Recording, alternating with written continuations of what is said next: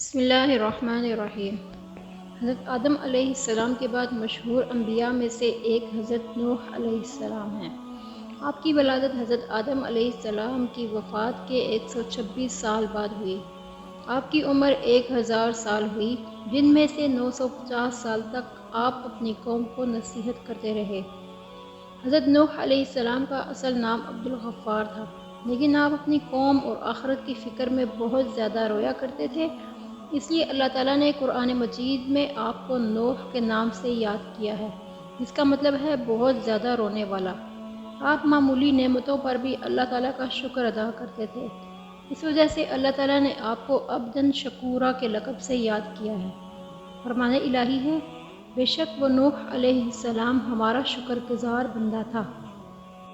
حضرت نوح علیہ السلام کا ذکر قرآن مجید میں 43 مقام پر آیا ہے، اور قرآن مجید کی ایک سورت نمبر 71 کا نام بھی آپ کے نام پر ہے۔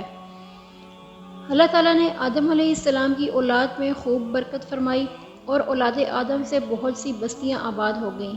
تمام لوگ سابقہ انبیاء علیہ السلام کی تعلیمات کے مطابق صرف اللہ تعالیٰ کی عبادت کرتے اور اس کے ساتھ کسی کو شریک نہیں ٹھہراتے تھے۔ اولاد آدم کا اللہ تعالیٰ کی عبادت کرنا شیطان پر بہت گراں گزرتا تھا، اور وہ اس سوچ میں تھا کہ کسی نہ کسی طرح اولاد آدم کو گمراہی میں مبتلا کر کے اللہ سبحانہ و تعالیٰ کی رحمت سے دور کیا جائے۔ شیطان کو یہ معلوم تھا کہ شرک بہت بڑا گناہ ہے، جس پر اللہ تعالیٰ بہت زیادہ ناراض ہوتے ہیں، اس لیے انسانوں کو شرک میں مبتلا کرنے کے بارے میں سوچنے لگا۔ حضرت عبداللہ بن عباس رضی اللہ عنہ فرماتے ہیں کہ قوم نوح میں شرک کی ابتدا اس طرح ہوئی کہ ود، سوا، یغوث، یعوق اور نصر، یہ پانچوں افراد قوم نوح میں نیک لوگ تھے۔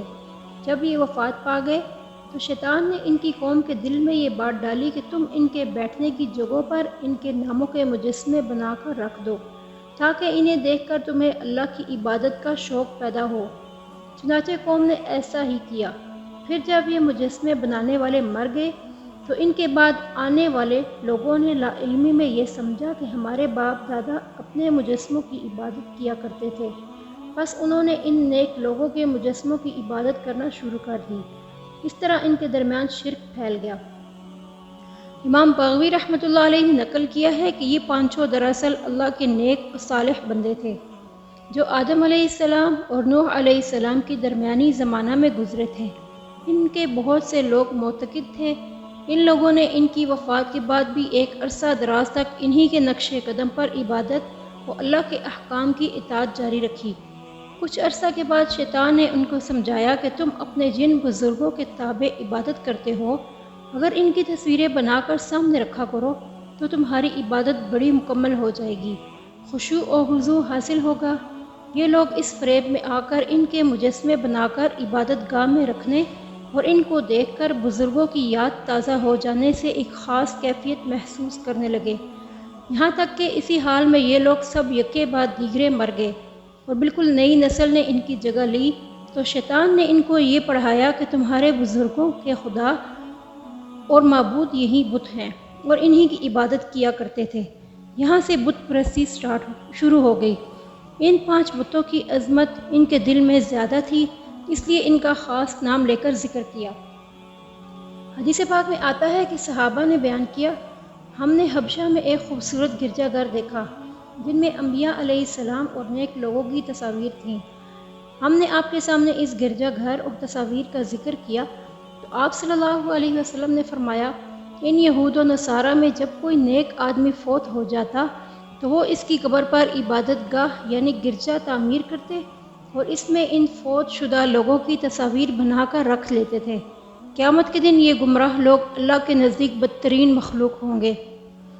جب قوم نوح میں 5 نیک لوگوں کے مجسموں کی پوجا شروع ہو گئی اور لوگ اللہ تعالیٰ کو چھوڑ کر مجسموں کی پوجا کرنے لگے تو اللہ تعالیٰ نے اپنے بندوں پر رحمت فرماتے ہوئے انہیں سیدھی راہ دکھانے کے لیے انہی میں سے ایک بندہ حضرت نوح علیہ السلام کو نبی بنا کر بھیجا۔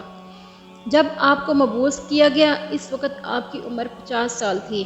رسول اللہ صلی اللہ علیہ وسلم نے فرمایا، لوگ محشر کے میدان میں نوح علیہ السلام کے پاس بھی جائیں گے اور کہیں گے، اے نوح، آپ زمین والوں کی طرف بھیجے جانے والے پہلے رسول ہیں، اللہ تعالیٰ نے آپ کے نام عبدن شکورا شکر گزار بندہ رکھا، آپ ہماری شفاعت فرمائیں۔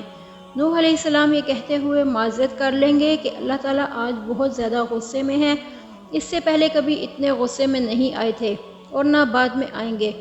جب اللہ تعالیٰ نے نوح علیہ السلام کو نبی بنا کر بھیجا تو انہوں نے اللہ تعالیٰ کے حکم کے مطابق سب سے پہلے اپنی قوم کو اللہ تعالیٰ کی توحید کی طرف بلایا، اور وہ لوگ اللہ تعالیٰ کے ساتھ جنہیں شریک ٹھہرا رہے تھے ان کی عبادت کرنے سے منع کیا۔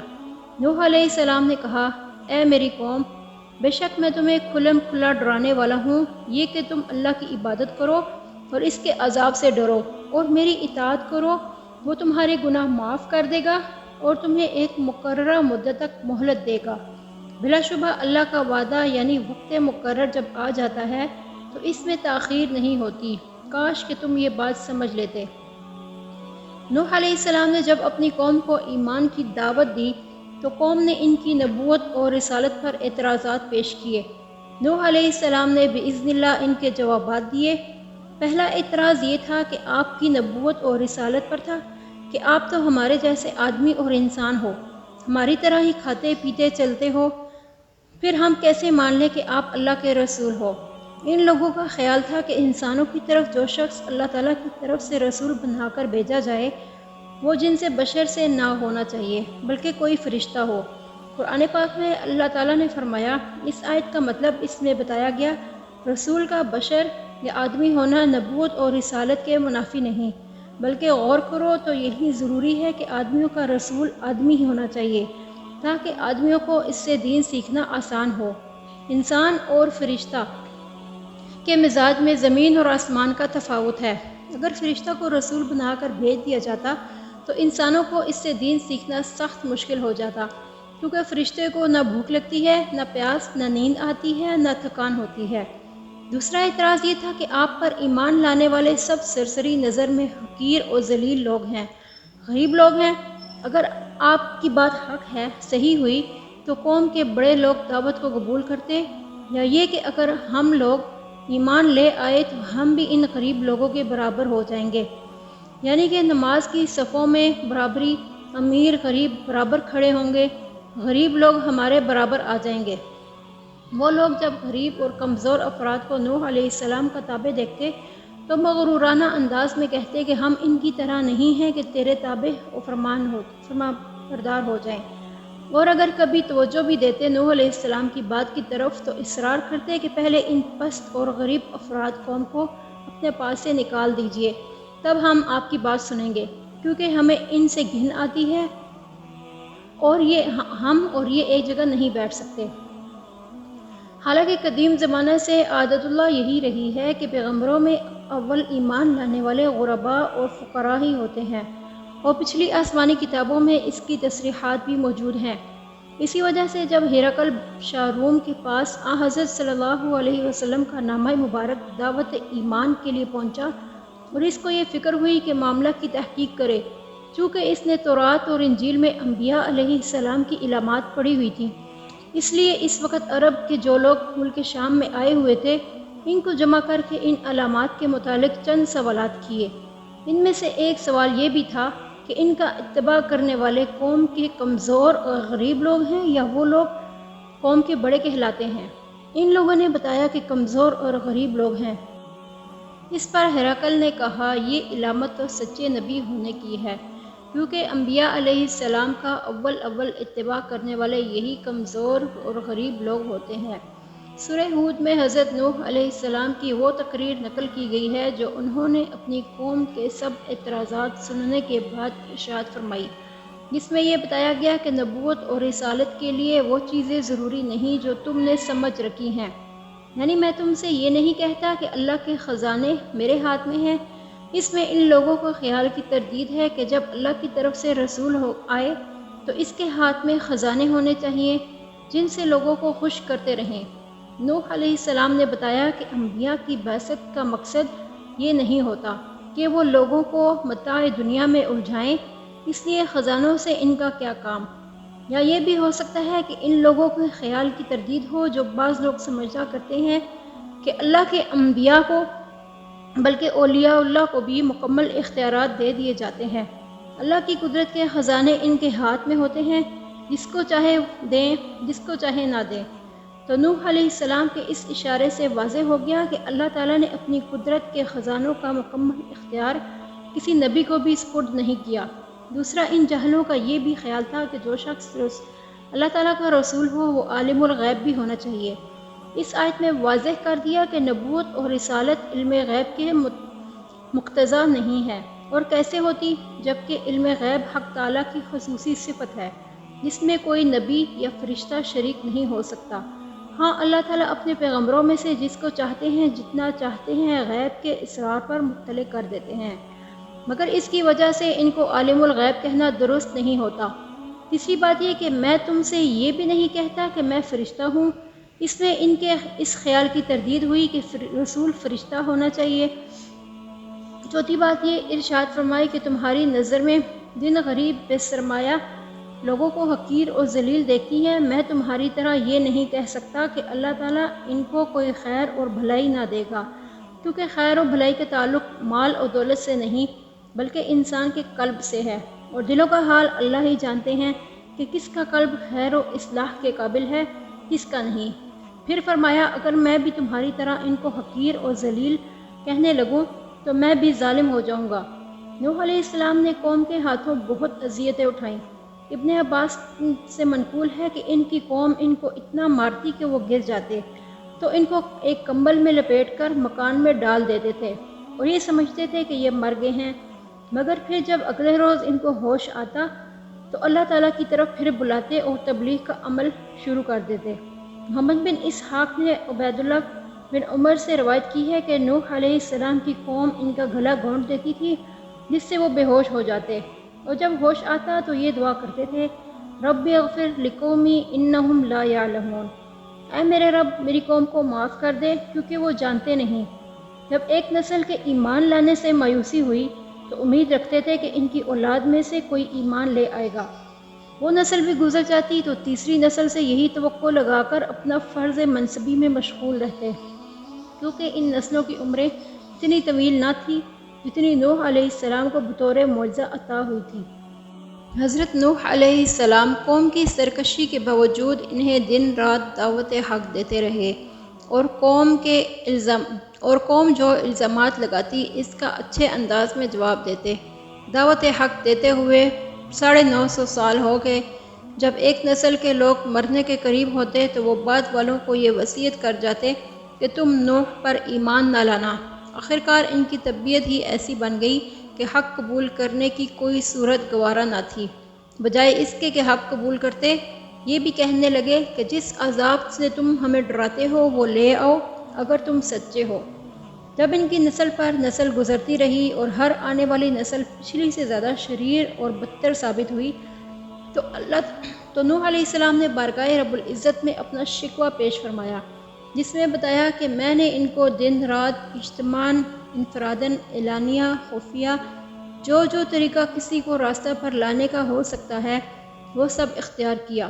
کبھی اللہ کے عذاب سے ڈرایا، کبھی جنتوں کی نعمتوں کی ترغیب دلائی، اور یہ بھی ایمان اور عمل صالح کی برکت سے تمہیں دنیا میں بھی تمہیں فراخی اور خوشحالی نصیب ہوگی۔ کبھی اللہ تعالیٰ کی قدرت کاملہ کی نشانیوں کو پیش کر کے سمجھایا، مگر انہوں نے ایک نہ سنی۔ دوسری طرف حق تعالیٰ نے انہیں یہ بھی بتا دیا کہ آپ کی پوری قوم میں جس کو ایمان لانا تھا لے آیا، آگے ان میں سے کوئی ایمان قبول نہیں کرے گا۔ اس وقت نوح علیہ السلام کی زبان پر بد دعا کے کلمات آئے۔ نوح علیہ السلام نے کہا اے میرے پروردگار، تو کافروں میں سے کسی کو بھی زمین پر باقی نہ چھوڑ، اگر تو ان کو یوں ہی چھوڑ دے گا تو یہ تیرے بندوں کو بھی گمراہ کریں گے اور ان کی نسل بھی انہی کی طرح نافرمان پیدا ہوگی۔ اللہ تعالیٰ کی طرف سے جواب آیا جس میں اول تو تسلی تھی آپ کے لیے کہ جن کو ایمان لانا تھا لے آئے، اب اور نہ لائیں گے، آپ غم نہ کریں۔ نوح علیہ السلام نے اللہ تعالیٰ سے اپنے لیے مدد کی درخواست کی تو اللہ تعالیٰ نے فوراً قبول فرما لی اور آپ کو حکم دیا کہ ایک کشتی بنائیں۔ حضرت نوح علیہ السلام اللہ کے حکم کے مطابق ایک ایسے میدان میں کشتی تیار کرنے میں مصروف ہو گئے جس کے قرب و جوار میں دور دور تک کشتی چلانے کے لیے پانی موجود نہ تھا، آپ کی قوم کے کافر لوگ جب آپ کے پاس سے گزرتے تو آپ کا مذاق اڑاتے کہ یہاں تو پانی موجود نہیں ہے اور آپ پانی میں چلانے کے لیے کشتی بنا رہے ہیں۔ لوگوں کو معلوم بھی نہ تھا کہ اللہ تعالیٰ انہیں پانی میں غرق کرنے والا ہے۔ آپ انہیں جواب دیتے، جس طرح آج تم میرا مذاق اڑا رہے ہو، اسی طرح ایک دن تمہارا بھی مذاق بنایا جائے گا۔ بہت جلد تمہیں معلوم ہو جائے گا کہ کس پر عذاب آتا ہے۔ جب کشتی تیار ہو گئی تو نوح علیہ السلام کو اللہ تعالیٰ نے حکم دیا کہ آپ خود بھی کشتی میں سوار ہو جائیے اور میرے مومن بندوں اور تمام حیوانات میں سے جوڑا جوڑا کشتی میں سوار کر لیجئے، مگر کفار میں سے کسی کو بھی کشتی میں سوار نہ کرنا۔ نوح علیہ السلام نے اللہ کے حکم کے مطابق مومن بندوں کو، جن کی تعداد تقریباً 80 تھی، کشتی پر سوار کر لیا، جن میں نوح علیہ السلام کے بیٹے سام، حام، یافس اور ان کی بیویاں بھی شامل تھیں۔ تمام جانداروں کا ایک ایک جوڑا بھی شامل کر لیا۔ پھر اللہ تعالیٰ نے ایسا زبردست طوفان بھیجا کہ آسمان سے بھی زوردار بارش برسنے لگی اور زمین سے بھی پانی ابلنے لگا۔ چند لمحات کے اندر پانی اتنا زیادہ ہو گیا کہ اللہ تعالیٰ کے حکم سے کشتی تیرنے لگی۔ حضرت نوح علیہ السلام کی کشتی اللہ تعالیٰ کی حفاظت میں چل رہی تھی۔ اسی دوران آپ نے اپنے مشرک بیٹے یام، جس کا لقب کنعان تھا، اس کو آواز دی کہ آؤ تم بھی ہمارے دین میں شامل ہو کر ہمارے ساتھ کشتی میں سوار ہو جاؤ۔ بیٹے نے اس نازک موقع پر بھی اپنے باپ کی دعوت کو رد کر دیا اور کہا کہ میں کسی بڑے پہاڑ کی طرف پناہ لے لوں گا، وہ مجھے پانی میں ڈوبنے سے بچا لے گا۔ نوح علیہ السلام نے بیٹے کو سمجھاتے ہوئے کہا، آج اللہ کے عذاب سے کوئی بچانے والا نہیں، صرف وہی بچیں گے جن پر اللہ کا رحم ہو۔ اسی وقت ان دونوں کے درمیان موج حائل ہو گئی اور وہ ڈوبنے والوں میں سے ہو گیا۔ حضرت نوح علیہ السلام نے اپنے مشرک بیٹے کو کشتی پر سوار کرنا چاہا، لیکن اس نے انکار کر دیا۔ پھر آپ نے اپنی آنکھوں سے اسے موجوں میں ڈوبتے ہوئے دیکھا تو اللہ تعالیٰ سے اسے بچانے کی درخواست کی، جس پر اللہ تعالیٰ نے ناراضگی کا اظہار فرمایا، اس لیے کہ اللہ تعالیٰ کے نزدیک شرک بہت بڑا گناہ ہے۔ فرمان الہی ہے، نوح علیہ السلام نے اپنے رب کو پکارتے ہوئے کہا، اے میرے رب، میرا بیٹا تو میرے گھر والوں میں سے ہے، یقیناً آپ کا وعدہ بالکل سچا ہے اور آپ تمام حاکموں میں سے بہتر حاکم ہیں۔ اللہ تعالیٰ نے فرمایا، اے نوح، یقیناً وہ آپ کے خاندان میں سے نہیں، اس کے اعمال اچھے نہیں ہیں۔ آپ کو مجھ سے وہ چیز نہیں مانگنی چاہیے جس کا آپ کو علم نہ ہو۔ میں آپ کو نصیحت کرتا ہوں کہ آپ جاہلوں میں شامل نہ ہوں۔ نوح علیہ السلام نے کہا، اے میرے رب، میں آپ کی پناہ چاہتا ہوں کہ آپ سے وہ چیز مانگوں جس کا مجھے علم ہی نہ ہو۔ اگر آپ مجھے نہیں بخشیں گے اور مجھ پر رحم نہیں فرمائیں گے تو میں خسارہ پانے والوں میں سے ہو جاؤں گا۔ کفار کی ہلاکت کے بعد آسمان سے شدید بارش اور زمین سے پانی کے فوارے نکلنے پر زمین پر بہت سا پانی اکٹھا ہو گیا، جس میں تمام کفار ڈوب گئے۔ صرف وہی لوگ بچے جو نوح علیہ السلام کے ساتھ کشتی میں سوار تھے۔ اللہ کا طے کردہ فیصلہ پورا ہو گیا تو اللہ تعالیٰ نے زمین کو حکم دیا کہ جو بھی تمہارے اوپر پانی ہے اسے پی جاؤ، اور آسمان کو حکم دیا کہ بارش برسنا بند کر دو۔ دونوں نے اللہ کے حکم کی تعمیل کی۔ جب پہاڑوں کی چوٹیاں نظر آنے لگی تو نوح علیہ السلام کی کشتی جودی پہاڑ پر جا ٹھہری، جو عراق کے شہر موصل کے قریب ہے۔ اللہ تعالیٰ نے نوح علیہ السلام سے فرمایا، اب آپ سلامتی کے ساتھ کشتی سے زمین پر اتر جائیے، آپ پر اور آپ کے مسلمان ساتھیوں پر اللہ تعالیٰ کی برکتوں اور رحمت کا سایہ رہے گا۔ واضح رہے کہ ایمان کے بغیر نجات ممکن نہیں، یہاں تک کہ آپ کا حقیقی بیٹا یام بھی عذاب الہی کا شکار ہو گیا۔ اسی طرح آپ کی بیوی بھی ایمان نہ لانے کی وجہ سے عذاب الہی کے مستحق ٹھہری۔ فرمان الہی ہے، اللہ نے کفار کے لیے نوح علیہ السلام اور لوط علیہ السلام کی بیویوں کی مثال دی ہے۔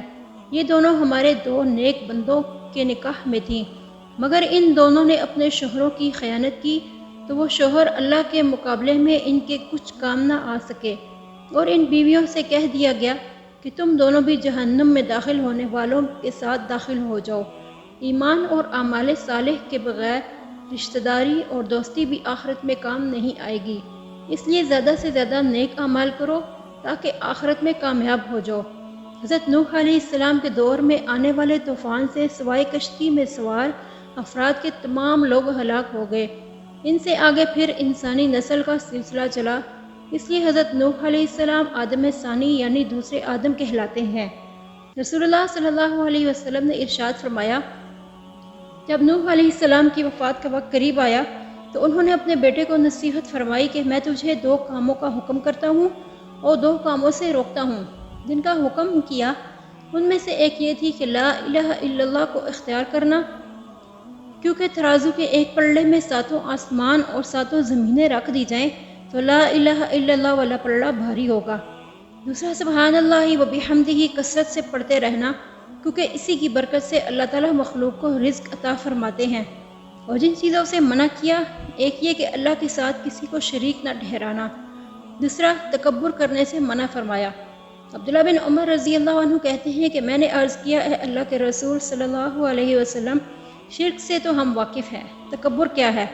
کیا اچھا لباس پہننا، اچھے جوتے پہننا، اچھی سواری اختیار کرنا تکبر ہے؟ آپ صلی اللہ علیہ وسلم نے ارشاد فرمایا، نہیں۔ میں نے عرض کیا، پھر تکبر کیا ہوتا ہے؟ آپ نے فرمایا، حق کی حقیقت سے انکار کرنا اور لوگوں کو حقیر جاننا تکبر ہے۔ اللہ تعالیٰ ہمیں بھی شرک سے بچنے کی توفیق عطا فرمائے اور نیک کام کرنے کی توفیق دے۔